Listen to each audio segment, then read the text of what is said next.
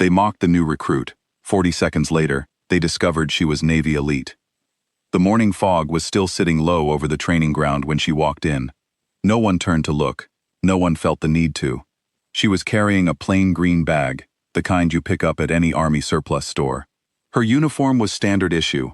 Her collar had no extra pins, no ribbons, nothing that said "pay attention to me." She checked in at the gate, signed the logbook, and walked toward the assembly area like she had done it 100 times before, which, it turned out, she had. The unit was already gathered by the time she arrived. 32 men, all seasoned, all experienced, the kind of soldiers who had been doing this long enough to walk with a certain confidence, the kind that comes not from showing off, but from years of doing hard things every single day. They saw her, they looked, and then, without much thought, they looked away. That is how it goes sometimes. You see someone and you make a decision about them in about 2 seconds. You take in their height, the way they carry themselves, whether they look nervous or not, and you file them under a category. The category they put her in was not a concern. She was introduced as a skills assessor, someone sent to evaluate the unit's readiness for an upcoming assignment. The officer who made the introduction kept it brief. Name, role, nothing more. He didn't mention where she had come from. He didn't mention what she had done. That part had been left out on purpose, though nobody in the yard knew that yet. The sergeant in charge of the unit, let's call him the Sarge, because the men always did, was a big guy. 15 years in, he had a way of standing that said he owned whatever ground he was standing on. When the introduction was done, he stepped forward half a pace. It was a small move, barely noticeable, but everyone in that yard understood what it meant. It meant, I run this place, and I want you to know it. He looked her over slowly, not rudely exactly, but not respectfully either. The way you might look at something you're not quite sure belongs where it's been placed. So, he said, and his voice carried across the yard without him needing to raise it, suppose you show us what the assessors got. A few men shifted. Someone near the back tried to hide a smile. He was pointing at the obstacle course. It ran for 340 meters across uneven ground.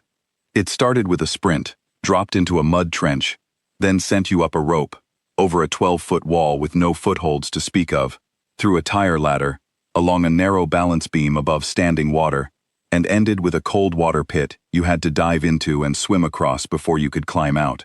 The record time on that course was held by a corpsman named Arjun, 4 minutes and 18 seconds. It had stood for nearly 2 years. People had tried to beat it. Nobody had come close. Now the Sarge was inviting a woman he had just met, someone he had already decided wasn't worth worrying about, to run it. It was meant to be a test, not the kind you study for, the kind designed to put someone in their place without saying the words out loud. She set her bag down on the ground. She pulled out a pair of gloves. She put them on, pulling each strap tight with a quick, practiced motion. Then she looked at the Sarge for exactly 1 second. Not with anger, not with anything dramatic, just a look that didn't have fear in it, which is rarer than people think. Then she turned and walked to the start line. The yard went quiet in that way. Yards only go quiet when something is about to happen, and everyone can feel it, but nobody can say exactly why. She stood at the line for a moment. She rolled her shoulders once. She looked at the course ahead like she was reading a page she had already memorized. Then the signal came and she moved. The first thing people noticed, the thing that made the smiles fade in the first few seconds, was how she ran. It wasn't flashy. There was no burst of speed meant to impress anyone. It was steady, and it was controlled, and it was fast, in a way that didn't look fast until you watched where she was, relative to where she had been 10 seconds ago. She covered ground the way water moves downhill, without any wasted effort, like the ground itself was helping her. 40 seconds in, she was already past the wall. Someone near the back of the group said it quietly, almost to himself. She's already past the wall. No one laughed. No one said anything. The 12-foot wall is where most people slow down. You have to jump for the top edge, get your arms over, pull the rest of your body up without much help from your legs, and drop down the other side without wrecking your knees. It takes strength, and it takes technique, and it takes something harder to explain, a kind of commitment to the movement that you either have or you don't. She went over it like it was half the height it was. Back in the group, the training coordinator quietly pulled out a tablet. He opened a file. He found her service record, scrolled to the summary line at the top, and passed the tablet to the Sarge without saying a word. The Sarge read 2 lines. He stopped. He read them again. His jaw tightened, not in anger, more like the expression a man gets when he realizes he has said something he cannot take back, and now he just has to wait for the consequences to arrive. He handed the tablet back without looking at it again. Out on the course, she hit the balance beam and moved across it at full pace. No slowing, no arms out for balance, no hesitation at the wobble points that always made the men second-guess themselves. She moved like she trusted herself completely, which is maybe the most powerful thing a person can do on a course like that. Then she reached the water pit and went in. The water in that pit was kept cold by design. Cold water does things to the body. Your breathing changes, your muscles tighten, your brain starts sending signals that have nothing to do with finishing the race. Getting through a cold water obstacle is as much a mental task as a physical one. She came up from under, found her stroke in the first second, and covered the 15 meters like the cold was just background noise. She climbed out of the pit and stood up.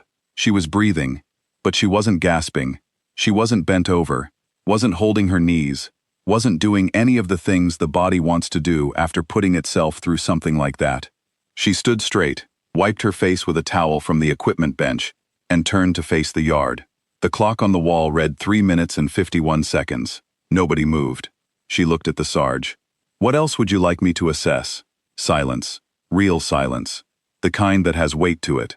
And then, from somewhere in the line, one pair of hands started clapping. Slow at first, then another joined. Then another. Not the polite kind of applause you do because you feel you should. The kind that comes out of your hands before your brain has a chance to think about it. The Sarge walked to the whiteboard where the course records were written. He picked up the eraser. He wiped out Arjun's name and his time with one clean stroke. Not aggressively, not dramatically. Just done. The way you erase something when it no longer applies. He wrote her name. He wrote the time.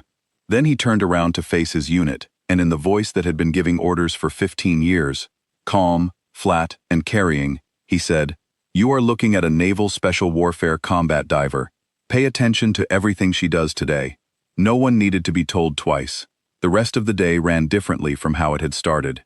She moved through the evaluation without wasting anyone's time.